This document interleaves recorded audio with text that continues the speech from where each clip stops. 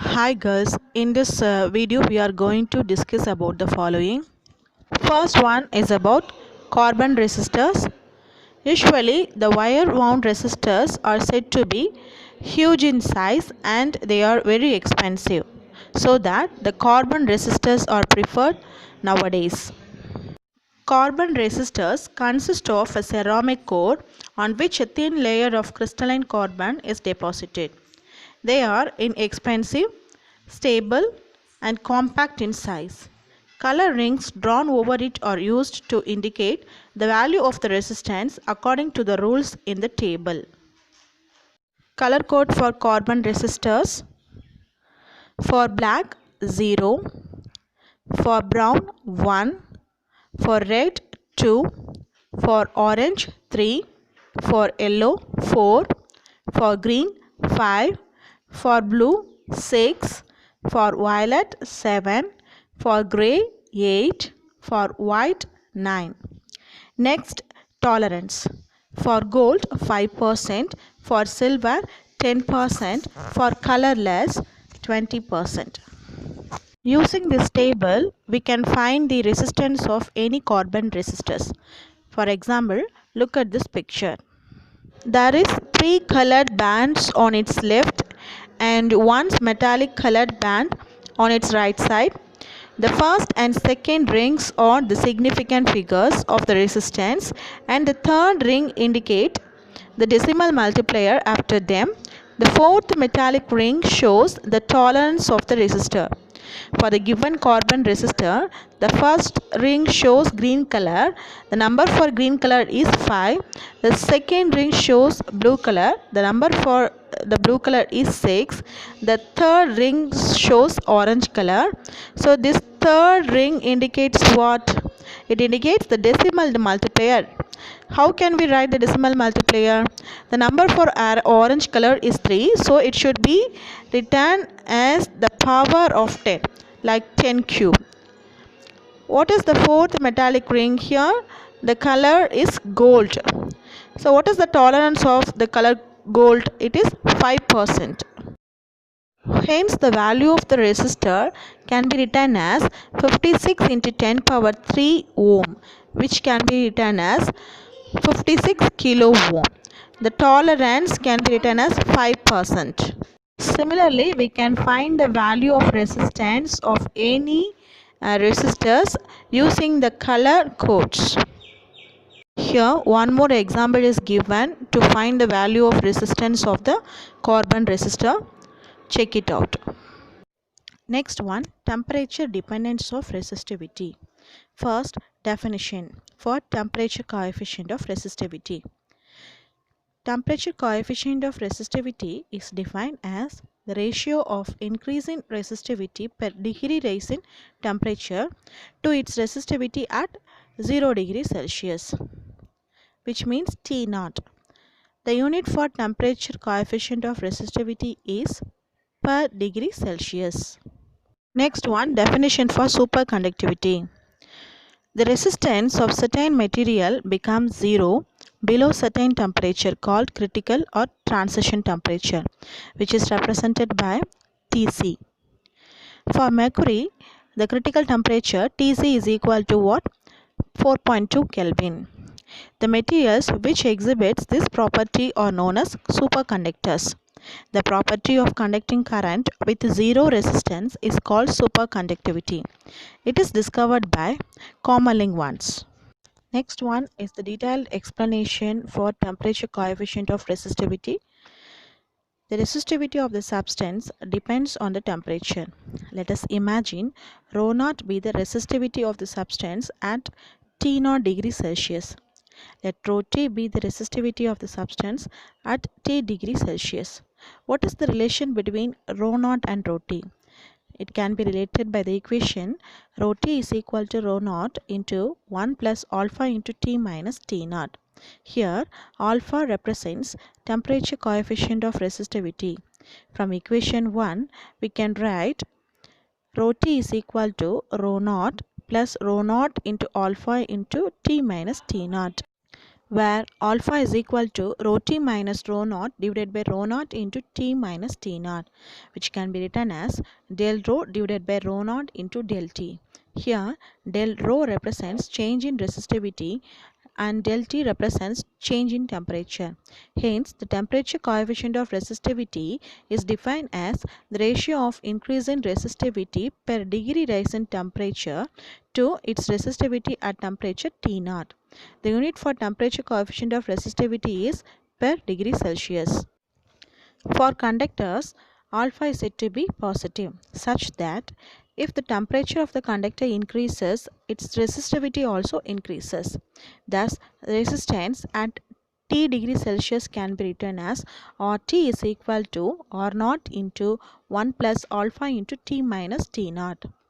For semiconductors, alpha is said to be negative, such that if the temperature increases, the resistance of the semiconductor decreases. A semiconductor with a negative temperature coefficient of resistance is called thermistor. Hence, the temperature coefficient of resistivity alpha is positive for conductors and negative for semiconductors. Next one is very important question, the difference between electric energy and electric power in electrical circuits. First, let us discuss about electric energy. Work has to be done to move the charge from one end to the other end of the conductor, and this work done is called electric energy. Usually, electric energy is represented by dW or du, which is equal to V into dQ. The SI unit for electric energy is joule. The practical unit is kilowatt hour. 1 kilowatt hour is equal to 3.6 into 10 power 6 joule. So this is a frequent 1 mark. Note it down. So next definition for electric power. The rate at which the electrical potential energy is delivered is called electric power, which can be written as P is equal to du by dt, which is equal to V into I.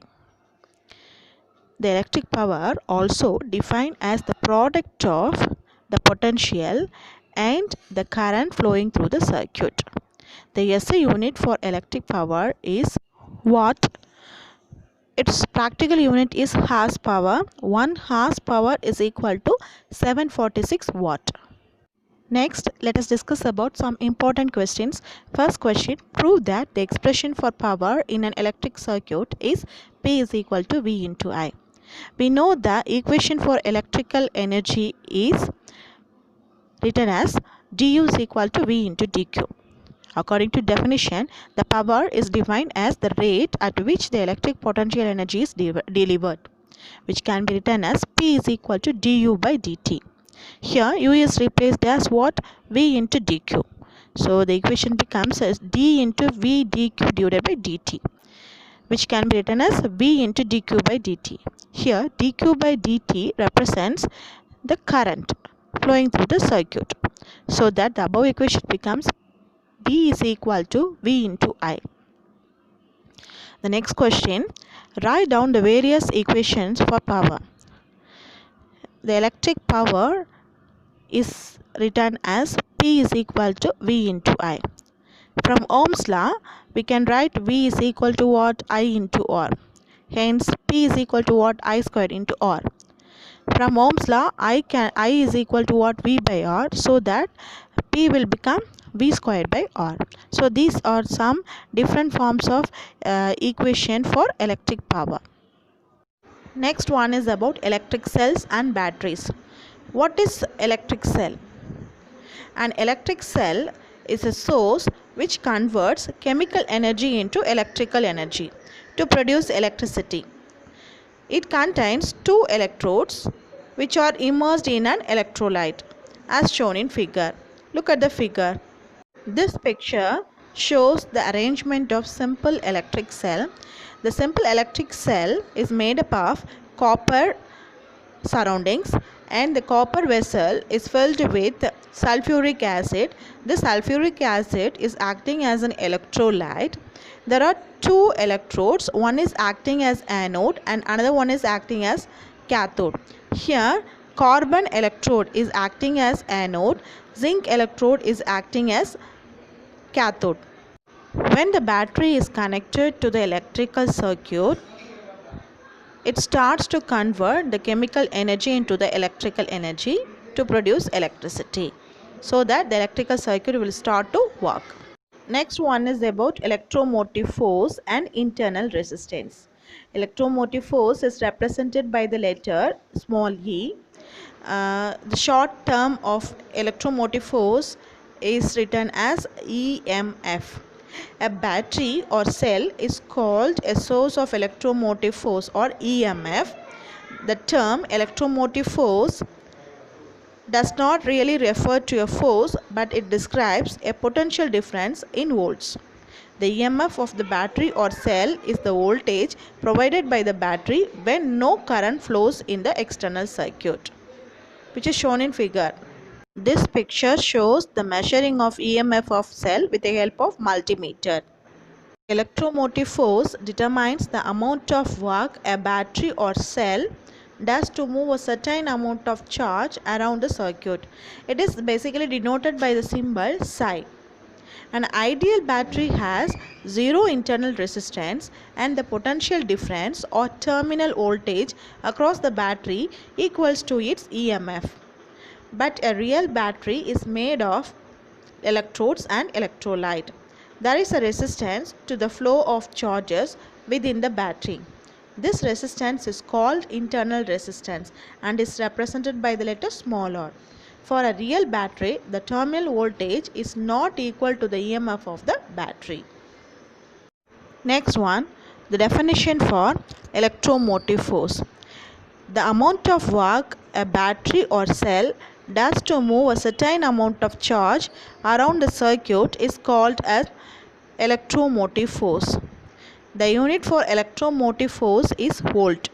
The EMF of the battery or a cell is the voltage provided by the battery when no current flows in the external circuit. Next, definition for the internal resistance of the cell. A real battery is made of electrodes and electrolyte.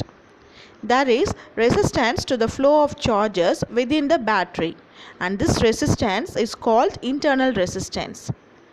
A freshly prepared cell has low internal resistance and it increased with aging. Thank you, students.